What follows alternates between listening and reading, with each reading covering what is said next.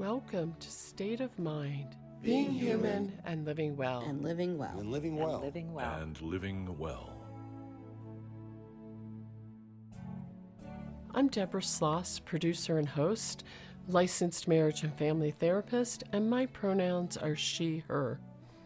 Today's program is a remix of an interview originally recorded in 2024, focusing on dissociative identity disorder, or DID, previously known as multiple personality disorder.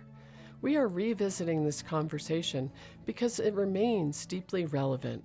While public awareness of trauma and dissociation have continued to grow since this interview first aired, misinformation and sensationalized portrayals of DID persist, making thoughtful, trauma-informed conversations like this one just as important today.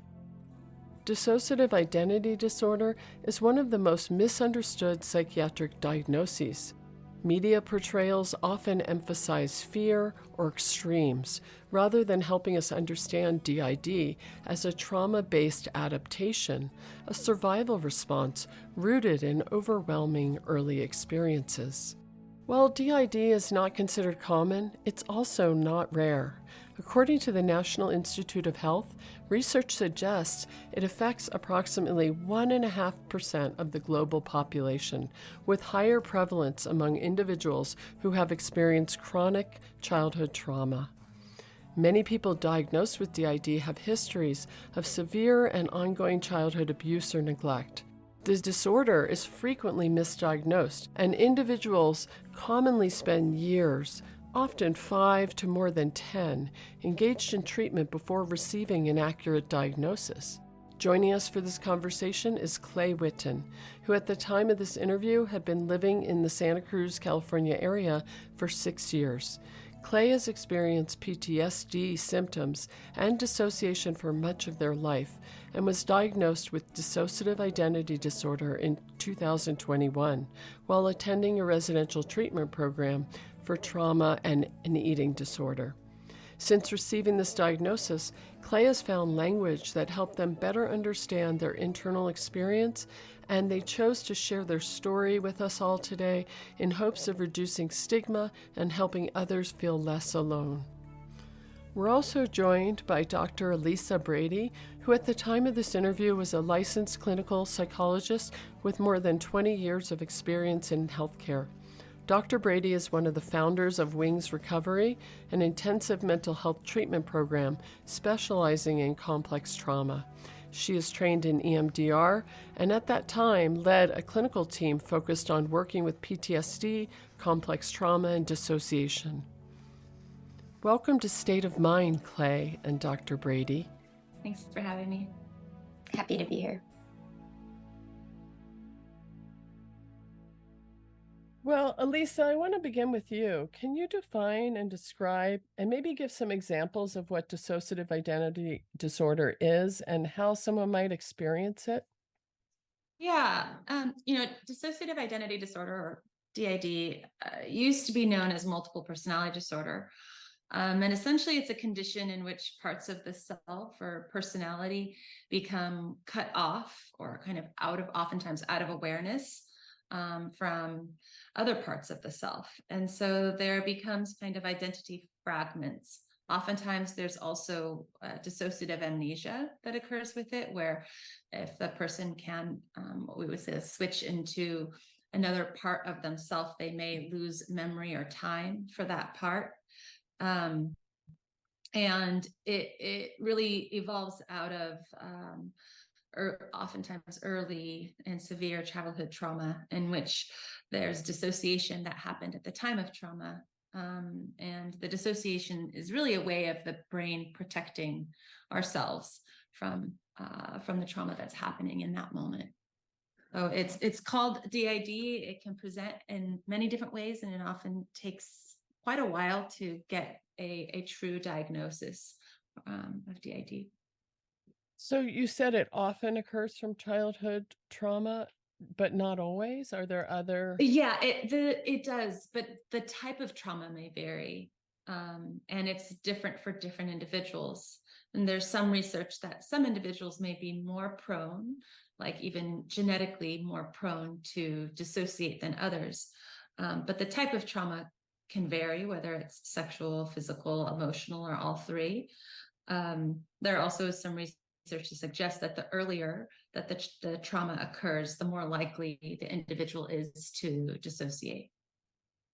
And are there specific risk factors that can contribute to the likelihood someone could develop DID or dissociative identity disorder? I think it's really chronic and severe early childhood abuse of some form or another. If someone had a friend or a loved one who might be experiencing DID, what might you see in that person's behaviors or affect? It may be really obvious or it may not be really obvious to an outside observer. I think people often imagine that the presentation of DID is going to be very dramatic or extreme, but that's not always the case, at least in my experience in working with individuals, that it's not necessarily an extreme change in personality all the time. So it may not be super obvious. But if you're close to that individual, you may notice that they may have lost periods of time and may not remember things that have happened. And I'm not talking losing time as a result of substance use or anything like that. You may notice that they've lost time. You may notice that they present differently. They may even refer to themselves differently. And so those, even knowing someone closely, it can take a while to fully understand what's happening for that other individual. Perhaps that's part of the reason, the challenge of diagnosis and why it can take so long. Right. Yeah, absolutely.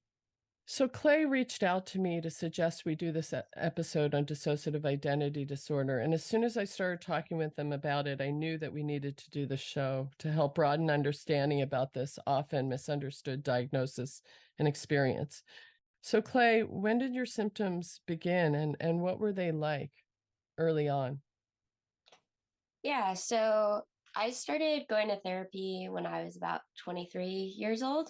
And my first year of therapy, I was totally silent and didn't say anything. And then as I built trust with my therapist, I started having flashes of memories and body memories of abuse that I had like thoroughly buried inside. And that's when I first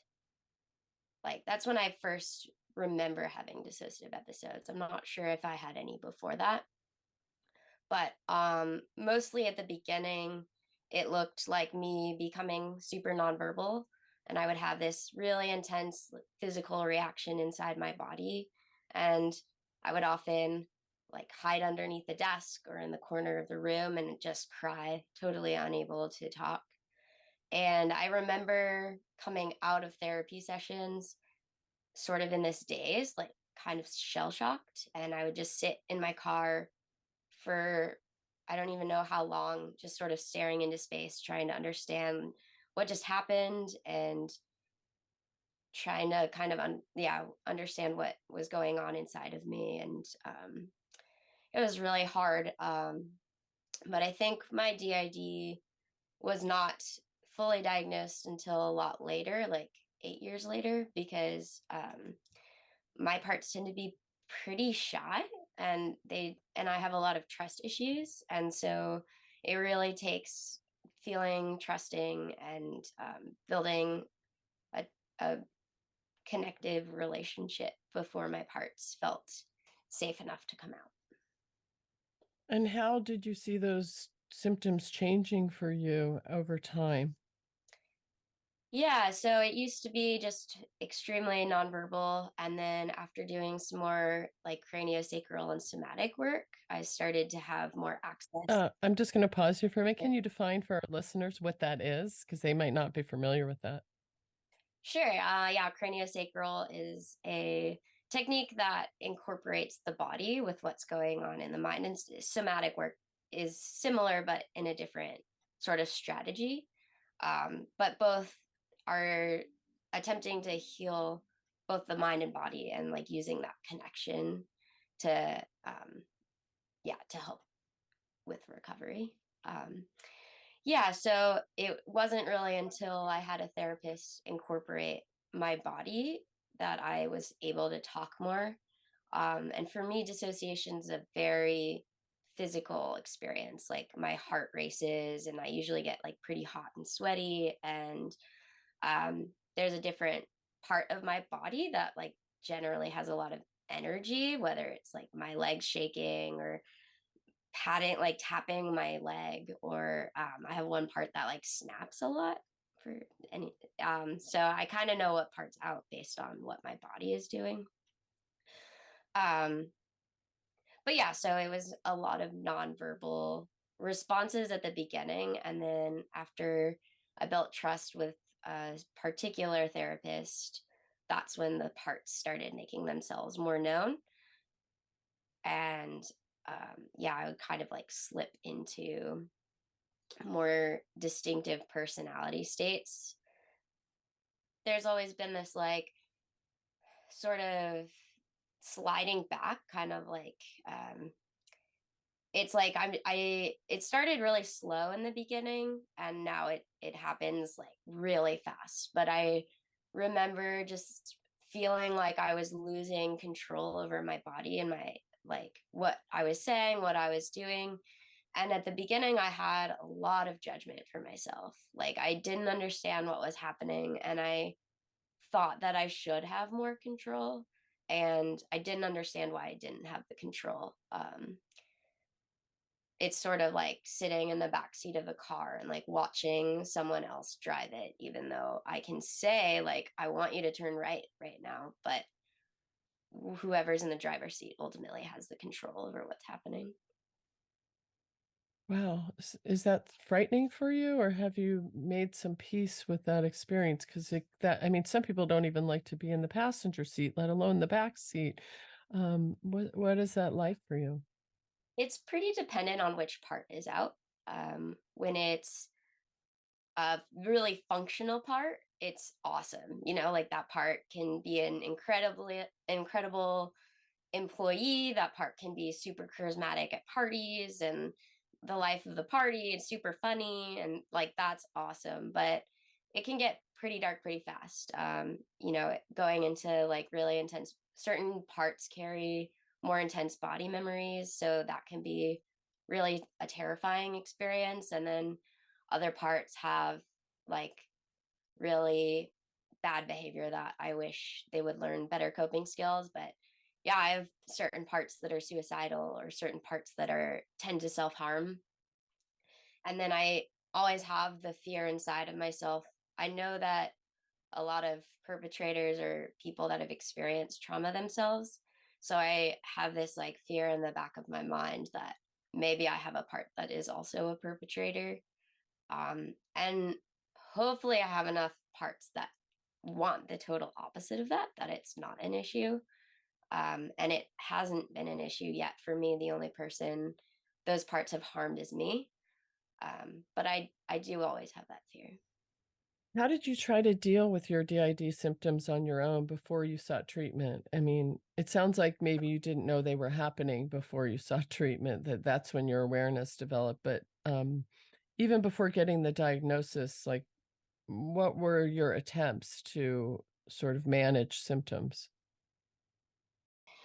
Yeah, so I developed two really strong coping mechanisms to help me, which was basically overworking, and over exercising. So working was really helpful because I could be in this version of myself I was proud of, and I could really focus my energy externally, and cater to other people's needs and be a good employee and all of that. And then whenever I wasn't working, I exercised essentially, because exercising really helped me be in my body. And I would choose particularly like rock climbing, which is can be really dangerous and requires you to be really focused on what you're doing. So it helped me to stay outside of, you know, not go inward and not deal with the horrible things that were happening in my head, and help me to sort of avoid all of that. And it only worked for so long. So it's my understanding that it can take a really long time for people to get diagnosed. And I'm wondering, Clay, were you in mental health treatment before you were diagnosed? And if so, for how long? I was seeing an outpatient therapist for 7 years. And then it wasn't until I had some pretty extreme traumatic incidents happen that I kind of hit my breaking point. And that's when I first went to a residential trauma treatment center. And it was actually at that trauma treatment center that I met people for the first time that had DID. And I learned more about what that was and how it presented. And while I was there, I started to see it around me and kind of that's actually when my parts first started making themselves known to me. And I sort of had this thought in the back of my mind that like maybe that's what was going on. But it wasn't until I went to an eating disorder center a few months after that that the parts really came out in a bigger way. What, if anything, changed for you after you got accurately diagnosed with dissociative identity disorder? I think the biggest change that happened for me was I had better language to understand what was occurring for me. And there's also, I think everyone has this where, like, when they're experiencing mental health symptoms, there's this judgment of, like, am I crazy or is there something wrong with me? But having the diagnosis and understanding, like, reading more to help me understand where it came from, helped me have a better acceptance of myself and the diagnosis. And I think diagnoses can be really helpful, but I think that they can be really damaging in a lot of ways. So I try not to like over identify or go into this rabbit hole of like, um, yeah, it can be unhelpful sometimes. But for me, getting the official diagnosis did help me understand more what was happening and get the right types of treatment for it.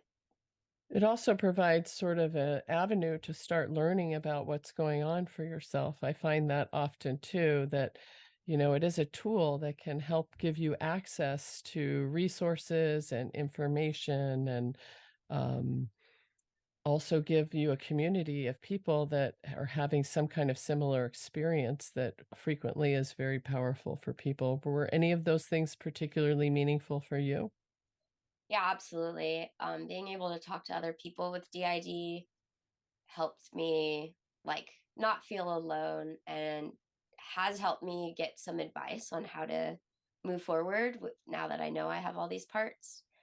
And having like I'm working really hard on building more communication with my parts and it can be super duper helpful to understand what their needs are or even start to like try and predict what their needs are so that they don't kind of come out in larger, more dramatic ways. If I'm meeting their needs, then they don't have to come out and maybe act in ways that I don't want them to.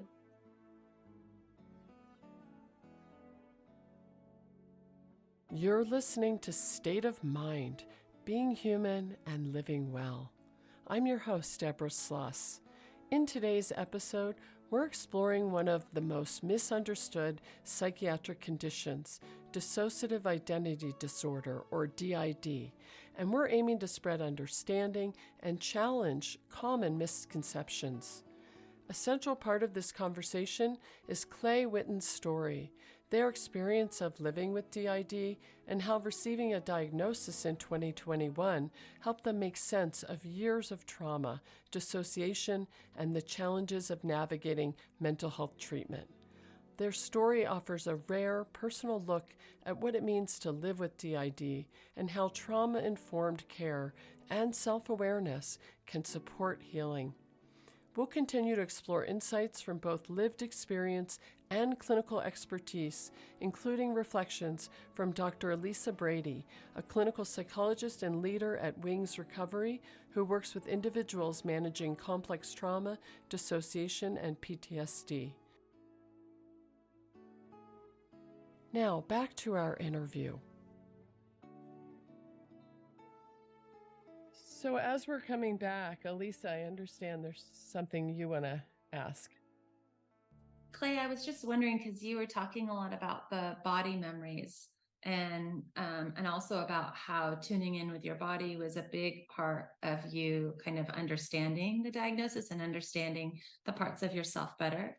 And I wonder if the fact that it sounds like the body memories were a most prominent part of when you realized that this was going on for you. And I wonder if the reason it was more body memories for you is because of the age in which trauma happened. Like, I've noticed that sometimes if it happened pre-verbal, for example, or when someone's younger and they don't really have words to explain what's going on, that a lot of times that the trauma can present more significantly in the body. And I'm wondering if that's the case for you, or maybe not. That's super interesting. I always kind of wondered about that, but I think the earliest memory I have, I think I was around 2, maybe a little younger. So that would make a lot of sense. My most extreme trauma was between the ages of 2 and 11. So, Alisa, that's a good lead in. As you were listening to Clay's story, I'm wondering what stood out to you as really common with the patients that you treat, or did anything seem particularly unique about Clay's experience with dissociative identity disorder? Well, I think everybody's experience is unique, and special and unique to them, and want to hold space for that. But I do notice that some of the things that you've talked about, I've heard other people talk about it as well. And I think one thing that stuck out to me was just also you mentioning a fear of like the perpetrator part being there or acting. And I think what I've seen is with individuals that's really common, and that in the literature we would refer to that as like a dissociative phobia, right? That there can be a phobic response to a fear that there could be a perpetrator part, or an internalized part of the perpetrator who may think like the perpetrator or treat you like the perpetrator, right? So if you think about even people who don't have DID, if they've been like shamed or verbally abused, that oftentimes as an adult you internalize those messages, right? You end up saying and talking to yourself in that same way. It's maybe a more extreme version of that, but I think that when you spoke of that resonated with me, because I've seen other people struggle with that, and sometimes that's one of the hardest things to work on when it comes to working with the system, right? It is acknowledging that part or welcoming that part that seems so scary. When you're talking about this, it makes me think that when I was preparing for this conversation and doing some reading, it seemed the literature said that people with DID are no more likely to be violent than any other person, and that's a common misconception that people that don't have the disorder have, but it sounds like you're thinking that even people that do have it might think about themselves. So, as I talked with you about coming on the show, you also talked about how every person develops parts of themselves in response to situations and experiences. Alisa, can you describe what you mean by that and give some examples? And how might that differ in someone who has developed dissociative identity disorder? Well, I mean, I think as human beings, we all have parts of ourselves, and that's normal, right? There's a part that may be more present in a work environment, a part that may be more present when you're functioning as a mom, or, when you're out with your friends, or under stress. Anyone can revert to a teenager childlike part of themselves and can behave in that manner. That's really normal. That's part of the human condition. And I think what's a little bit different for people who experience dissociation or DID is that it's maybe a more extreme version of that. It's more fractured. There's oftentimes maybe less awareness of the parts of the self, and maybe a feeling of less control over those parts of the self. Like Clay was mentioning, like that feeling of being in the back seat, of really feeling like they didn't have control over the part that was present in that moment. So it's maybe just a more extreme version of what everyone experiences to some extent, is that there are naturally parts of ourselves. What do you think is important for listeners to understand about accurate diagnosis, and how and where could someone who's had early childhood trauma get appropriately evaluated? I mean, I think that obviously it starts with a clinician who has experience in treating complex trauma and dissociation and getting an accurate diagnosis. Sometimes a diagnosis is important, and sometimes a diagnosis is not the most important part of the treatment. It's really just understanding about themselves and kind of working through what's coming up for them and understanding their system. And I think connecting it, when you can make the connection to trauma memories, then you can begin to really work on addressing and healing from those trauma memories. You know, one place that I found diagnosis becomes important sometimes is in trying to access levels of care. And so I'm just wondering, does the diagnosis become important if somebody needs certain levels of treatment or care?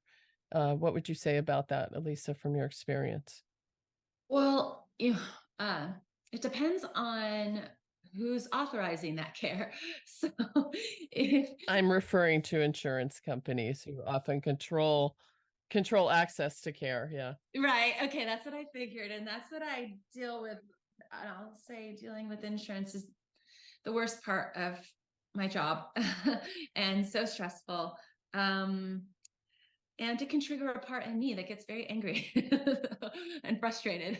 But I would say from an insurance perspective, what I've seen is that the diagnosis can facilitate or help justify a higher level of care when it's needed. But unfortunately, the diagnosis in and of itself is not enough to justify like a residential level of care.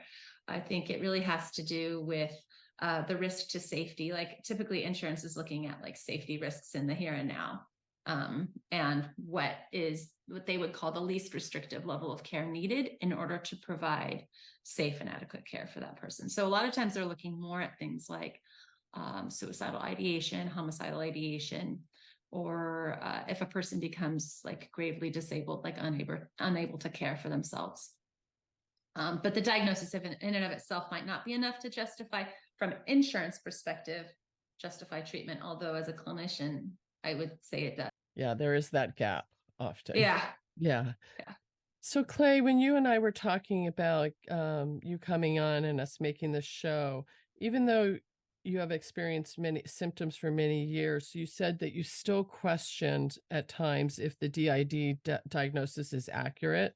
You talked about sometimes feeling like you have what you called imposter syndrome, and that you had noticed that in the DID communities that you're part of, that appears to be a common experience. So I'm wondering if you can talk some about why at times you feel like an imposter, and what do you think causes you to doubt yourself and your diagnosis that way?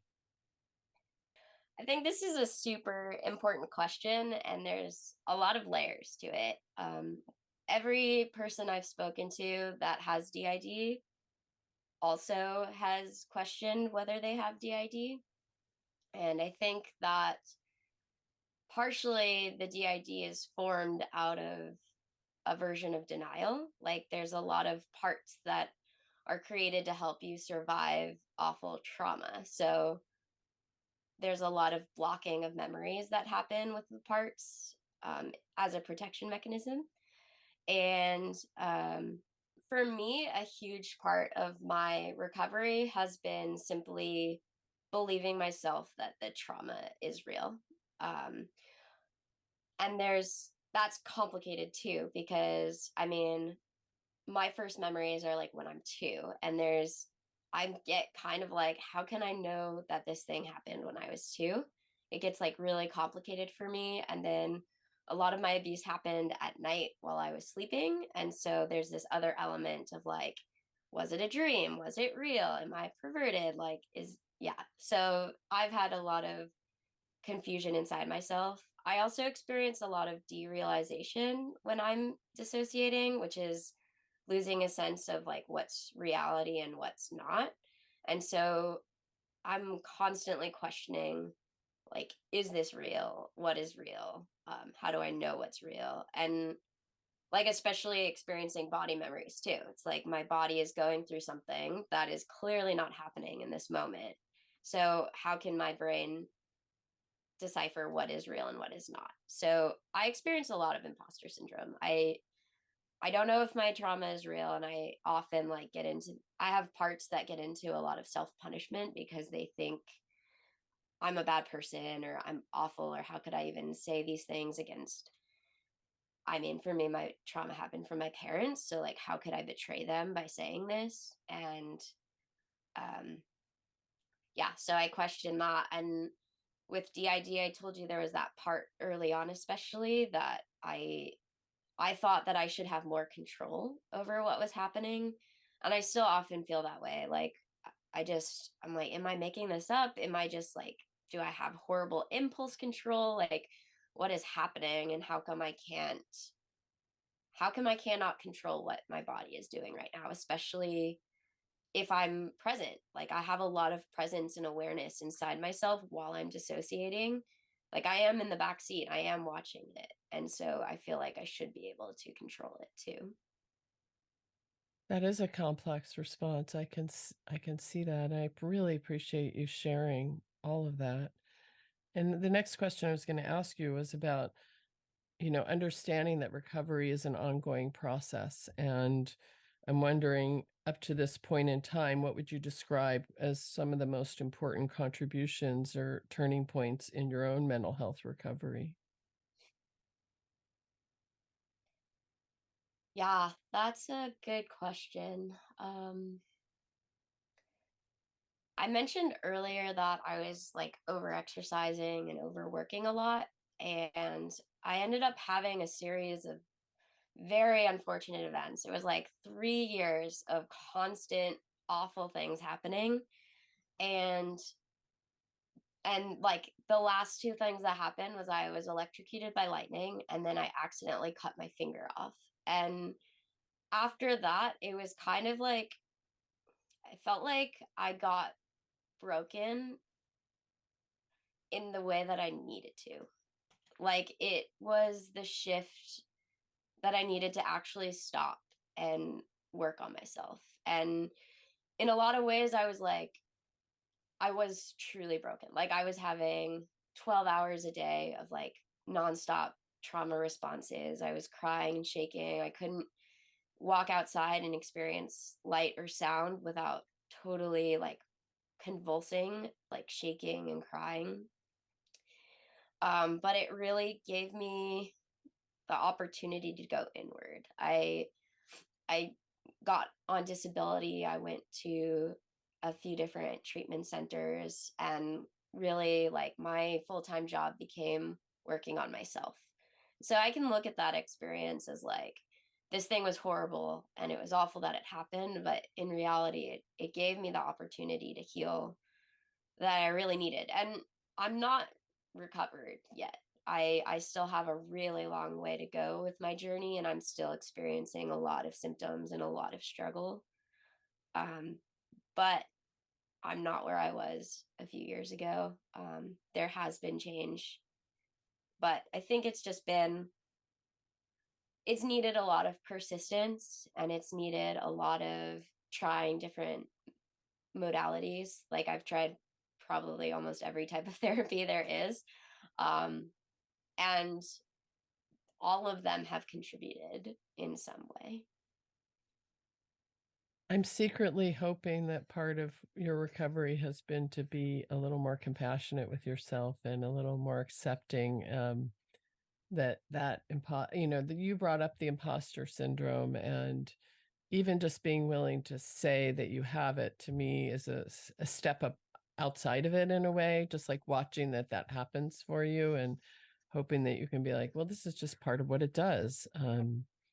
You know, anyway, Yeah, that's my hope, that that's part of your recovery. thank you. That's a piece that I'm still really working on. And like, this podcast even is a huge step for me, because I before in my life, I think there were like maybe 5 people that knew I had DID. And I'm really hoping that like sharing more about it and kind of helping people have more awareness and understanding can help kind of even shift my own stigma that I have towards this diagnosis. What would you say some of the most difficult challenges you've run into in your recovery process have been? And have you overcome some of those? And if so, how? Yeah, well, there's a lot of pieces to that. I think in my own personal journey, the denial piece has been really big and also like layered. Like I feel like I've reached points in my life where I'm like, no, this is real. I'm not making it up. And then like somehow the onion gets like peeled back, and then like there's a new layer of like, oh man, I have to really reckon again with the fact that this is real. And I just really easily go into these cycles. I mean, I have this internal war. I have parts that constantly are trying to remind me that this was real, and then I have parts that are constantly blaming me and telling me I'm wrong because it's made up. And so there's just this nonstop fight, and no one is willing to like find a compromise. Everyone is like, no, this is my absolute truth, and this is what you need to believe. And then it causes them all to not trust me because every part is like, well, you're trying to do something different than what I want. And so, and they're young, like most of my parts are very young, and so it's not like speaking to a rational adult. I also think a huge struggle is like financial. I mean, it is so expensive to go to therapy, and I feel like probably like anything I haven't spent on food and shelter has been spent on trying to get treatment and hope. Clay, you also told me that many DID treatment approaches that you've experienced have had this idea of integration of the parts as the goal. But you said that you're finding through your own experience with internal family systems work that it was more like cohesion that's important. And I'm wondering if you could describe what you mean by that distinction and what are you learning about this for yourself? Yeah, I mean, I have kind of a particular trigger around the word integration, because historically DID has been extremely misunderstood, and it used to be called multiple personality disorder before they, it was just this belief that people were crazy and they like acted in parts, and that the answer was integration and getting rid of the parts to become one person again. And so I personally like to use the word cohesion because it feels more connective. It feels like we're using this adaptive coping mechanism to help like create a more whole person. And it's not that we're getting rid of the parts, but it's that we're helping the parts work together and realize that they're on the same team. So yeah, I don't like integration because it feels really threatening to my parts. They're like, what, you want to get rid of me? Like, no, I'm real. And so cohesion just feels like, no, let's work together. Like, I want to know you, I want to understand you, and I want to be grateful for the ways that you've helped me. But how can we like work together in a more functional and positive way? You're listening to State of Mind, Being Human and Living Well. I'm your host, Deborah Sloss. Today, we're revisiting a remixed conversation about dissociative identity disorder, one of the most misunderstood psychiatric conditions. Our goal is to deepen understanding, challenge common misconceptions, and highlight experiences of resilience and healing. Joining us for this conversation is Clay Whitten, who lives with DID and has found the internal family systems, or IFS, therapeutic approach particularly helpful in navigating trauma and dissociation. Also with us is Dr. Alisa Brady, a clinical psychologist and leader of the Wings Recovery Trauma Treatment Program, who works extensively with individuals managing complex trauma, dissociation, and PTSD. Coming up, we'll continue to hear from Clay and Dr. Brady about lived experience, therapeutic approaches, and what compassionate, trauma-informed care can look like. Their insights offer unique perspective on the complexities of DID and the ways healing is possible. Every State of Mind episode includes a list of helpful resources. The resources we discussed today, along with additional information about DID, trauma, and supportive treatment approaches, are also available in the show notes for this episode. You can also listen or subscribe to our podcast on all the major platforms or on your home smart speaker. All episodes, notes, resources, and subscription information can be found at stateofmindmedia.org. Now, let's get back to our conversation with Clay and Dr. Brady.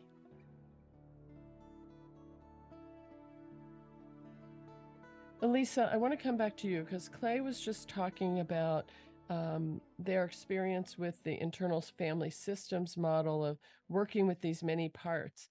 And I'm wondering, I know that you integrate the internal family systems model into your work with DID patients, and I'm wondering if you can talk some about how this therapy works and why is it particularly helpful for DID treatment? Sure. So at the core of internal family systems, or IFS, is a work towards cooperation and collaboration between the parts of the self. And Clay was talking earlier about integration and kind of that term as being something that is threatening. And I agree, because I think when I first started working, or earlier on when I was working with individuals with DID and dissociation, we would use the term integration, not meaning that any part had to go away, but realize over time that, that is common for people to have a reaction to that term in particular. And it makes sense. And in part of the IFS approach is that there's no part that is not welcome, that every part of the self is welcome, that we're never trying to get rid of any part, but instead working towards cooperation and collaboration, communication, co-consciousness between the parts. And so it's really a way to explore and get to understand the different parts of the self. And I also want to mention that, IFS is not just used with individuals who have dissociation or DID, but it can be used with many different conditions or issues that you may be dealing with. In fact, it was initially developed as a way to treat eating disorders, which I think is interesting. But I think a lot of people can benefit from an internal family systems approach to working through issues in therapy. Could you give a brief overview of what that approach is? Sure. It's so hard to kind of break it down into its basic level, but essentially, it's identifying parts of the self and facilitating communication between the parts of the self. So almost imagine that if you were doing family therapy and you have multiple people in the room, and your goal in that family therapy session is to help, not to get rid of a family member or to have somebody leave the family system, but to work among all members of that family. In that therapy session, you would be trying to get them to communicate, see each other's perspectives, collaborate, communicate, have an awareness, and listen to each other respectfully, right? Those kind of things. So that's kind of, you're doing that work, but within one individual. So that one individual, you're helping facilitate them understand the parts of themselves, communicate with that part of themselves, recognize that they're there, to communicate with them respectfully, and to create that cooperation and cohesion amongst those different parts of the self.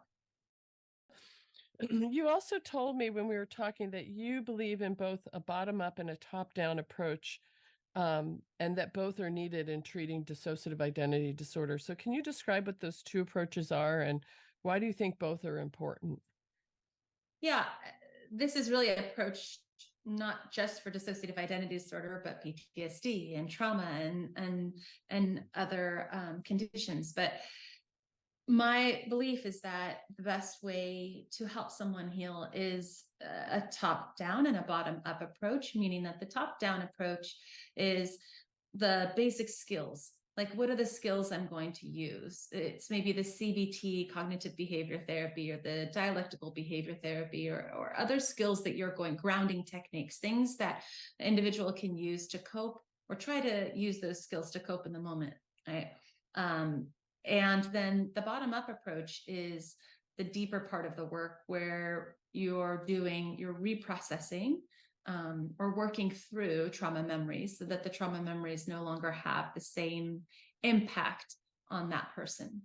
And I think if you do just one or the other, you may be missing out, right? So if you're just doing a top-down approach and you're just teaching skills, well, great, this person is using skills, but there's going to be times when those skills don't work or are not working as well.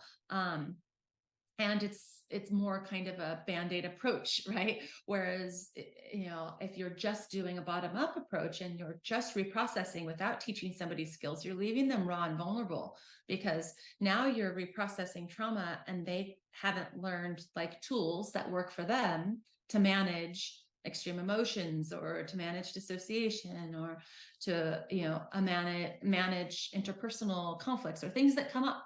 So I think it really needs to be both, and simultaneously, hopefully, to be able to do both and revisiting, so that you have a fluid approach to being like, okay, we're working on skills and we're also working on processing memories, and to have a fluid approach to using both of those techniques to help somebody.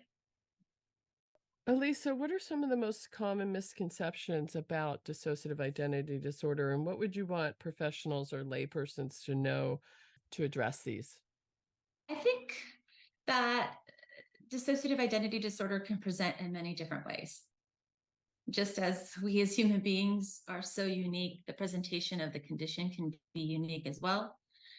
That it's not always a dramatic presentation. In fact, sometimes if there's a very dramatic presentation, it could be something else. So paying attention to that. And I think another misconception would just be just how hard it is. I'm sure we could all imagine just how hard it is on individuals to come to terms with the diagnosis. I think it's very common that individuals will be like in denial about it, or not wanting to really accept the diagnosis early on, especially if there's dissociative fugue, that a lot of times individuals will minimize like the memory lapses or kind of play it off a bit. And so that is normal. And also just realizing individuals with dissociative identity disorder really, really can suffer a great, great deal. And because of that, there's often a lot of suicidal ideation. Attempted suicide is not uncommon. And just having patience with those individuals, I think, as they work through that process. And knowing that it's also very common for individuals with trauma, but also in particularly individuals with dissociation or DID, that they often question whether that diagnosis is real for them. Alisa, what are some of the most important things you think listeners should know if they have a loved one diagnosed with dissociative identity disorder, or perhaps they're concerned for a loved one's mental health and wonder if they might have this condition? I think patience. I think it's going to require patience and acknowledging that that individual may not recognize it or want to believe it. I think it's important not to challenge it too straight on, but allow them to find their own path and figuring out for themselves. Like, it really is something that I think individuals need to self-diagnose in some ways. It requires that like ability to see it within themselves and to do the work. And it can take quite a while to come to the conclusion that that is a diagnosis that fits for somebody. I think also like not deny, like I've had people be like, no, you don't have that. I'm like, okay. Yeah, that's a really, really good point. So, Alisa, are there resources you'd want to share with listeners related to dissociative identity disorder that could be helpful? Sure. I mean, for practitioners, I would say the work of Dolores Mosquera has been, for me, some of the most helpful. She's actually located in Spain, but she does a lot of EMDR integrated with IFS, and she's brilliant. So I think that's a great resource, is looking into some of the books and some of the trainings by Dolores Masquera. For skill-based trauma coping, I would say Coping with Trauma-Related Dissociation is a book that I really found useful. Treatment programs, the program that I'd started, Wings Recovery, we work with DID and dissociation and PTSD.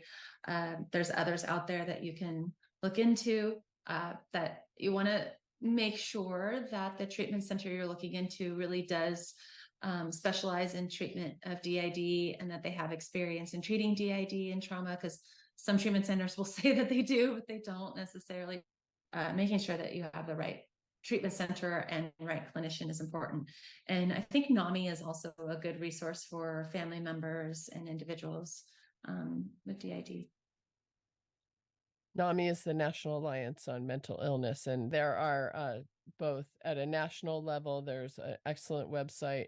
At every state has a NAMI that has another level of resources and information, and frequently communities will have a chapter in their own community. We have a very active one here in Santa Cruz County.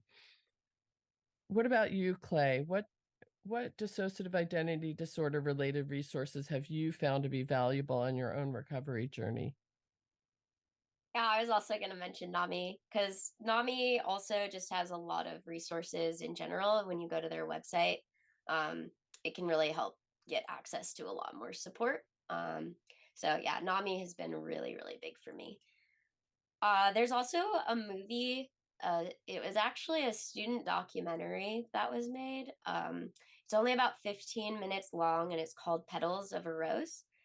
And it's like the best summary that I've ever been able to, or that I've ever witnessed, that can help people understand on a deeper level what it is like to have DID and maybe why it exists. So it's a great tool for like coming out, so to speak. I recently showed it to a lot of people in my life, and it's been a really helpful tool to kind of share this side of myself.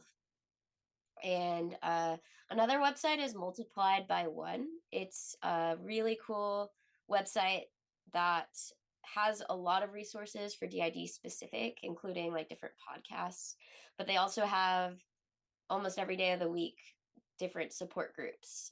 So it's a great way to speak to other people that have DID or other dissociated related symptoms. And they also have supporters groups too. So that's a really rich resource. Wonderful.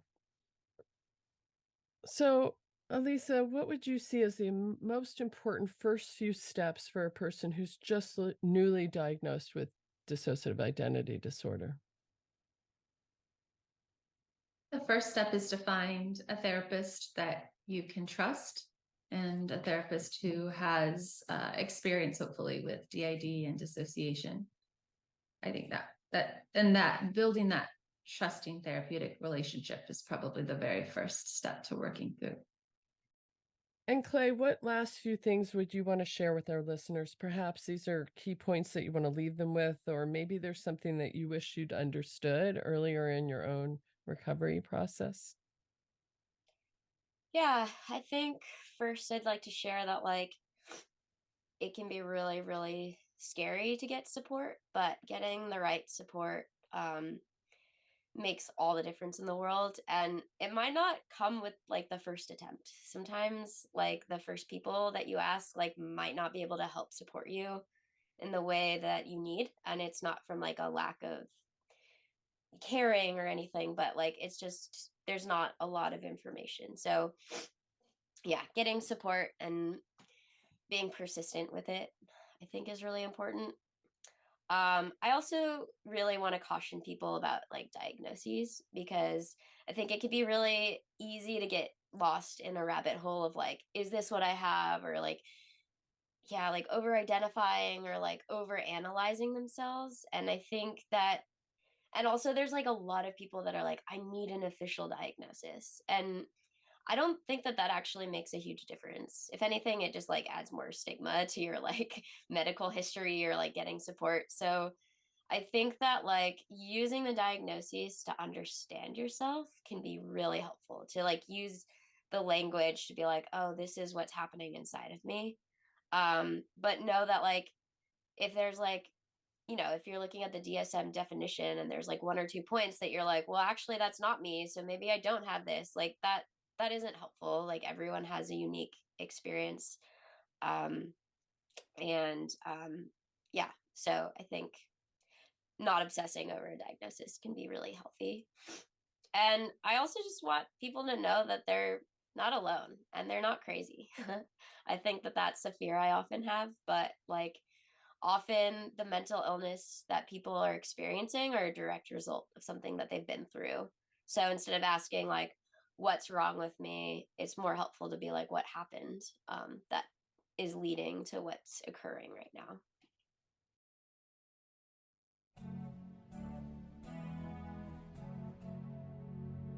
You've been listening to State of Mind, being human and living well. And living well. And living well. And living well. And living well. I want to say a huge thank you to our guests today, Clay Whitten and Dr. Alisa Brady, and thanks to you for joining us.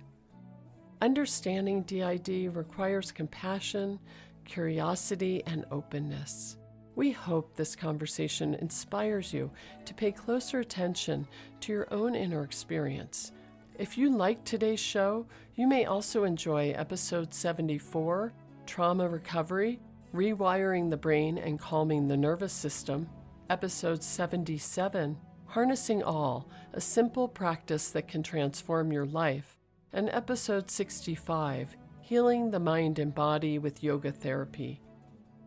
Each of these episodes expands on the experience of trauma and offers ways to support healing.